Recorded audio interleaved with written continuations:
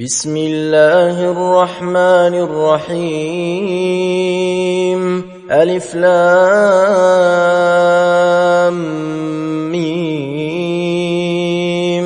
الله لا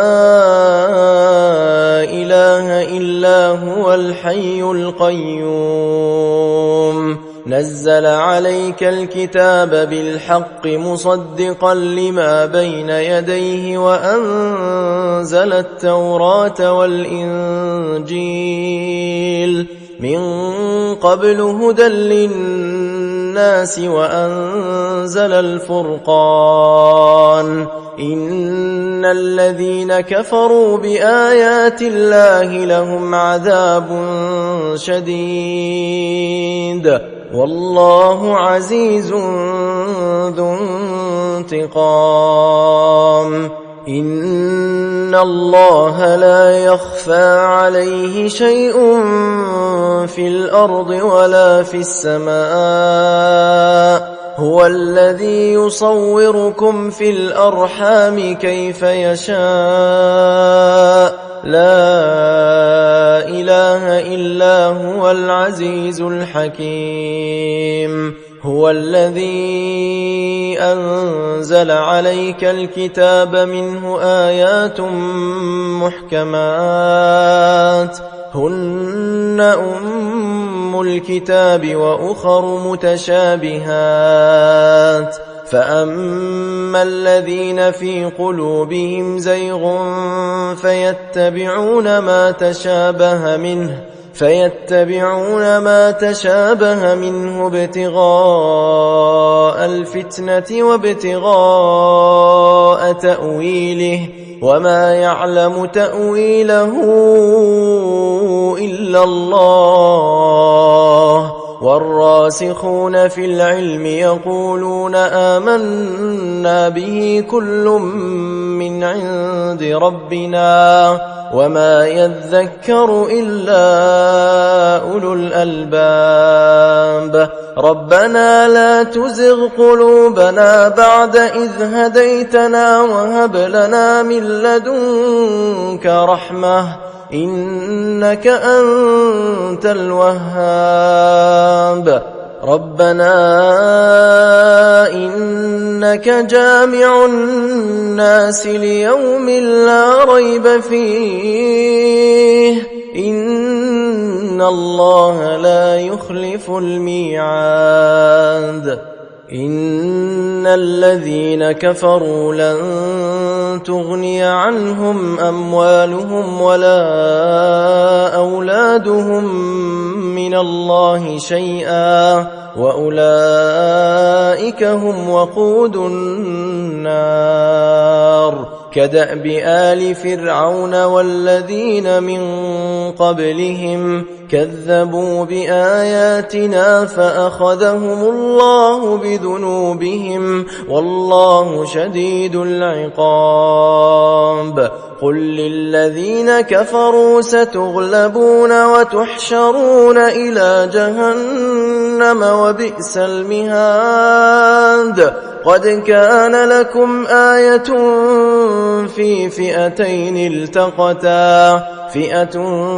تقاتل في سبيل الله وأخرى كافرة يرونهم مثليهم رأي العين والله يؤيد بنصره من يشاء إن في ذلك لعبرة لأولي الأبصار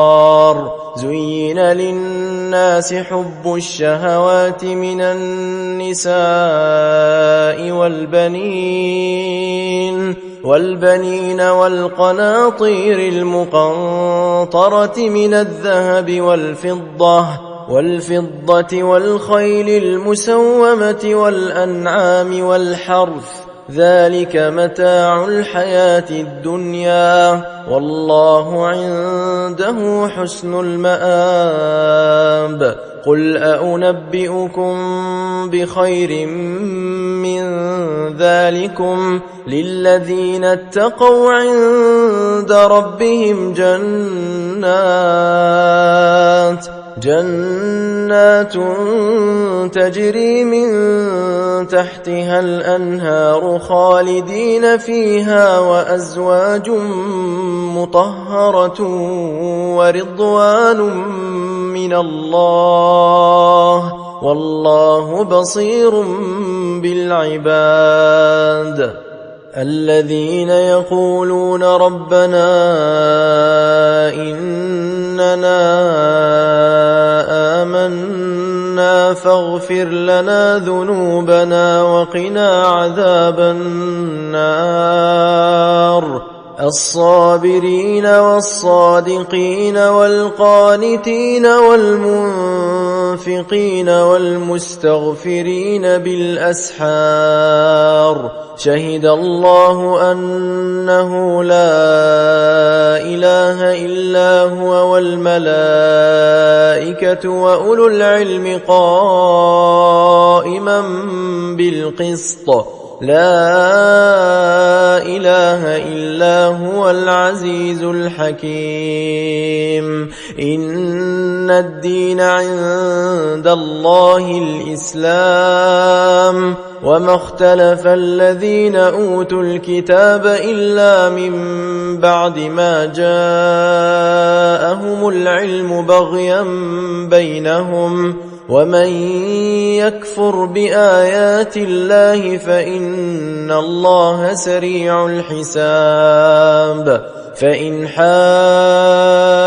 حاجوك فقل أسلمت وجهي لله ومن اتبعن وقل للذين أوتوا الكتاب والأميين أأسلمتم فإن أسلموا فقد اهتدوا وإن تولوا فإنما عليك البلاغ والله بصير بالعباد إن الذين يكفرون بآيات الله ويقتلون النبيين بغير حق ويقتلون الذين يأمرون بالقسط من الناس فبشرهم بعذاب أليم أولئك الذين حبطت أعمالهم في الدنيا والآخرة وما لهم من ناصرين ألم تر إلى الذين أوتوا نصيبا من الكتاب يدعون إلى كتاب الله ليحكم بينهم ثم يتولى فريق منهم وهم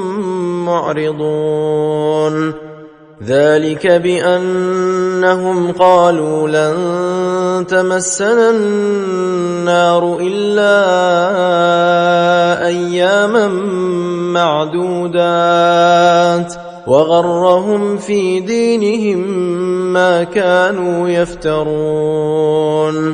فكيف إذا جمعناهم ليوم لا ريب فيه ووفيت كل نفس ما كسبت وهم لا يظلمون قل اللهم مالك الملك تؤتي الملك من تشاء وتنزع الملك ممن تشاء وتعز من تشاء وتذل من تشاء بيدك الخير إنك على كل شيء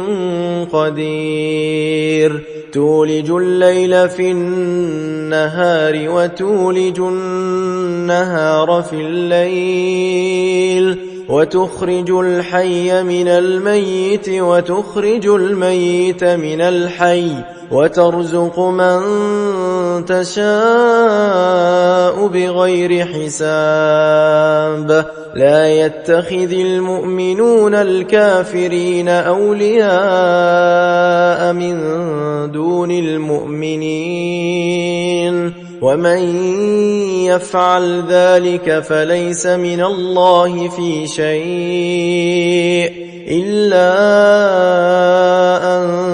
تتقوا منهم تقاه ويحذركم الله نفسه وإلى الله المصير.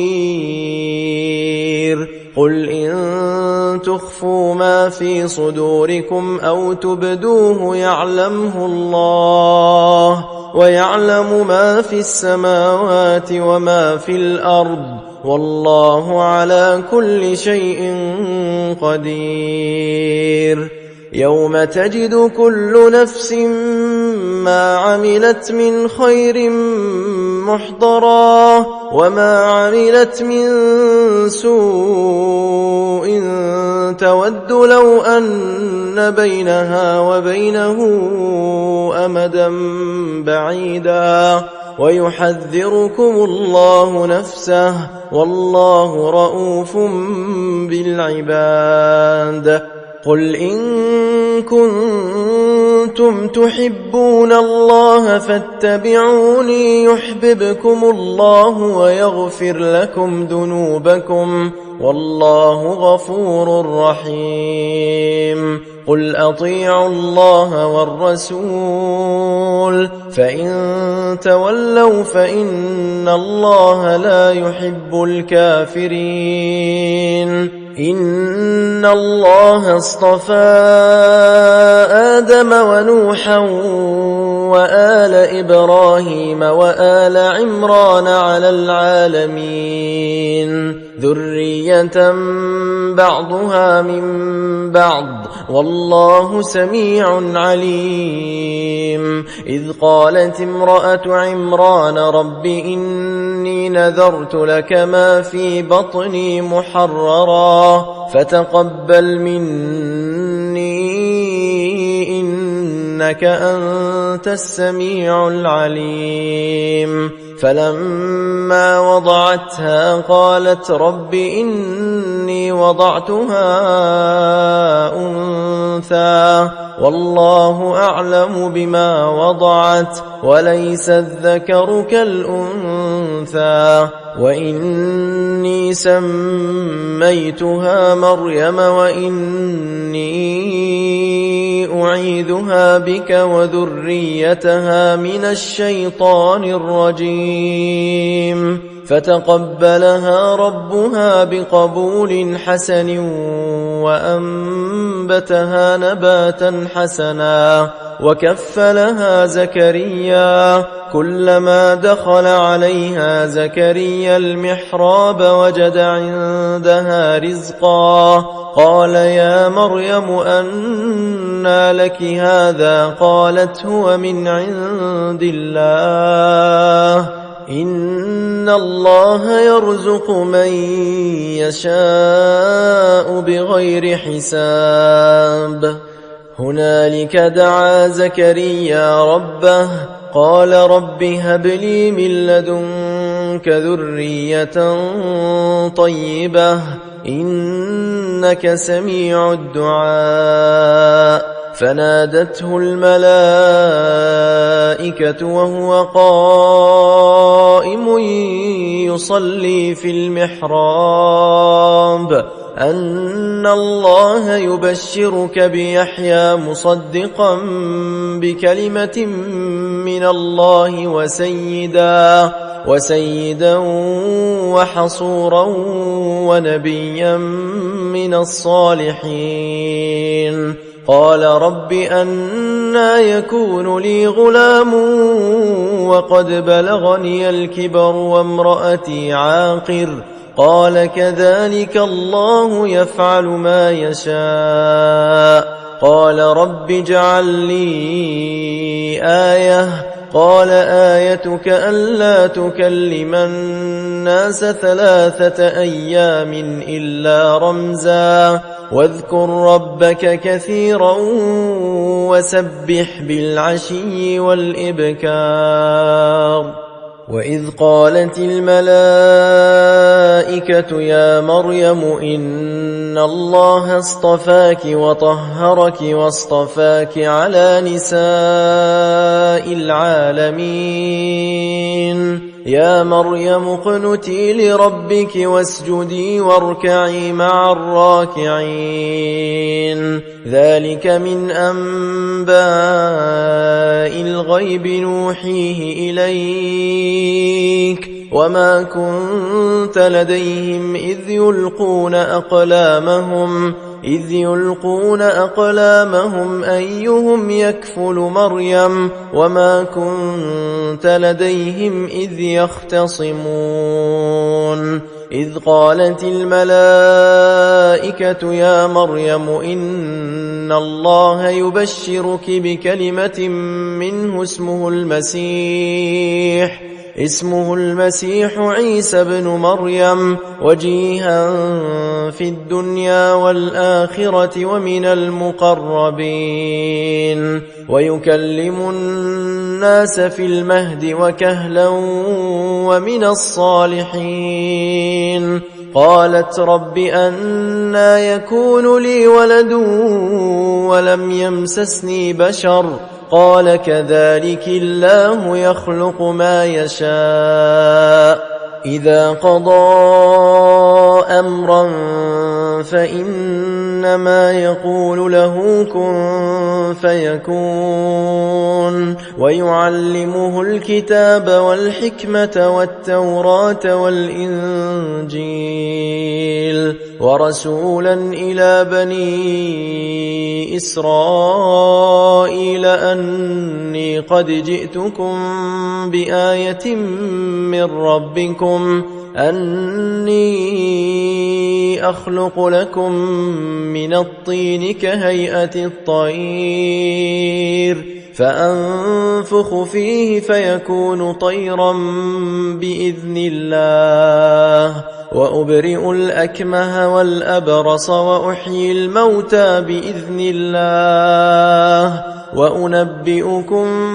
بما تأكلون وما تدخرون في بيوتكم إن في ذلك لآية لكم إن كنتم مؤمنين ومصدقا لما بين يدي من التوراة ولأحل لكم بعض الذي حرم عليكم وجئتكم بآية من ربكم فاتقوا الله وأطيعون إن الله ربي وربكم فاعبدوه هذا صراط مستقيم فلما أحس عيسى منهم الكفر قال من أنصاري إلى الله قال الحواريون نحن أنصار الله آمنا بالله واشهد بأننا مسلمون ربنا آمنا بما أنزلت واتبعنا الرسول فاكتبنا مع الشاهدين ومكروا ومكر الله والله خير الماكرين إذ قال الله يا عيسى إني متوفيك ورافعك إلي ومطهرك من الذين كفروا وجاعل الذين اتبعوك فوق الذين كفروا إلى يوم القيامة ثم إلي مرجعكم فأحكم بينكم فيما كنتم فيه تختلفون فأما الذين كفروا فأعذبهم عذابا شديدا في الدنيا والآخرة وما لهم من ناصرين وأما الذين آمنوا وعملوا الصالحات فيوفيهم أجورهم والله لا يحب الظالمين ذلك نتلوه عليك من الآيات والذكر الحكيم إن إن مثل عيسى عند الله كمثل آدم خلقه من تراب ثم قال له كن فيكون الحق من ربك فلا تكن من الممترين فمن حاجك فيه من بعد ما جاءك من العلم فقل تعالوا ندع أبناءنا وأبناءكم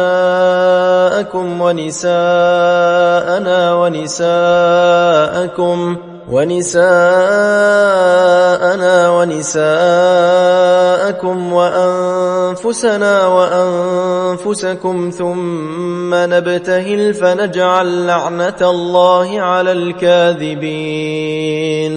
إن هذا لهو القصص الحق وما من إله إلا الله وإن الله لهو العزيز الحكيم فإن تولوا فإن الله عليم بالمفسدين قل يا أهل الكتاب تعالوا إلى كلمة سواء بيننا وبينكم ألا نعبد إلا الله ولا نشرك به شيئا ولا يتخذ بعضنا بعضا أربابا من دون الله فإن تولوا فقولوا اشهدوا بأننا مسلمون يا أهل الكتاب لم تحاجون في إبراهيم وما أنزلت التوراة والإنجيل إلا من بعده أفلا تعقلون ها أنتم هؤلاء حاججتم فيما لكم به علم فلم تحاجون فيما ليس لكم به علم والله يعلم وأنتم لا تعلمون ما كان إبراهيم يهوديا ولا نصرانيا ولكن كان حنيفا مسلما وما كان من المشركين إن أولى الناس بإبراهيم للذين اتبعوه وهذا النبي والذين آمنوا والله ولي المؤمنين ودت طائفة من أهل الكتاب لو يضلونكم وما يضلون إلا أنفسهم وما يشعرون يا أهل الكتاب لم تكفرون بآيات الله وأنتم تشهدون يا أهل الكتاب لم تلبسون الحق بالباطل وتكتمون الحق وأنتم تعلمون وقالت طائفة من أهل الكتاب آمنوا بالذي أنزل على الذين آمنوا وجه النهار واكفروا آخره لعلهم يرجعون ولا تؤمنوا إلا لمن تبع دينكم قل إن الهدى هدى الله أن يؤتى أحد مثل ما أوتيتم أو يحاجوكم عند ربكم قل إن الفضل بيد الله يؤتيه من يشاء والله واسع عليم يختص برحمته من يشاء والله ذو الفضل العظيم ومن أهل الكتاب من إن تأمنه بقنطار يؤده إليك ومنهم من إن تأمنه بدينار لا يؤده إليك إلا ما دمت عليه قائما ذلك بأنهم قالوا ليس علينا في الأميين سبيل ويقولون على الله الكذب وهم يعلمون بلى من أوفى بعهده واتقى فإن الله يحب المتقين إن الذين يشترون بعهد الله وأيمانهم ثمنا قليلا أولئك لا خلاق لهم في الآخرة ولا يكلمهم الله ولا ينظر إليهم يوم القيامة ولا يزكيهم ولهم عذاب أليم وإن منهم لفريقا يلوون ألسنتهم بالكتاب لتحسبوه من الكتاب وما هو من الكتاب ويقولون هو من عند الله وما هو من عند الله ويقولون على الله الكذب وهم يعلمون ما كان لبشر أن يؤتيه الله الكتاب والحكم والنبوة ثم يقول للناس كونوا عبادا لي من دون الله ولكن كونوا ربانيين بما كنتم تعلمون الكتاب وبما كنتم تدرسون ولا يأمركم أن تتخذوا الملائكة والنبيين أربابا أيأمركم بالكفر بعد إذ أنتم مسلمون وإذ أخذ الله ميثاق النبيين لما آتيتكم من كتاب وحكمة ثم جاءكم رسول مصدق لما معكم لتؤمنن به ولتنصرنه قال أأقررتم وأخذتم على ذلكم إصري قالوا أقررنا قال فاشهدوا وأنا معكم من الشاهدين فمن تولى بعد ذلك فأولئك هم الفاسقون أفغير دين الله يبغون وله أسلم من في السماوات والأرض طوعا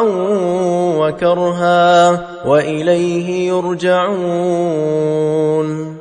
قل آمنا بالله وما أنزل علينا وما أنزل على إبراهيم وإسماعيل وإسحاق ويعقوب والأسباط وما أوتي موسى وعيسى والنبيون من ربهم لا نفرق بين أحد منهم ونحن له مسلمون ومن يبتغ غير الإسلام دينا فلن يقبل منه وهو في الآخرة من الخاسرين كيف يهدي الله قوما كفروا بعد إيمانهم وشهدوا أن أن الرسول حق وجاءهم البينات والله لا يهدي القوم الظالمين أولئك جزاؤهم أن عليهم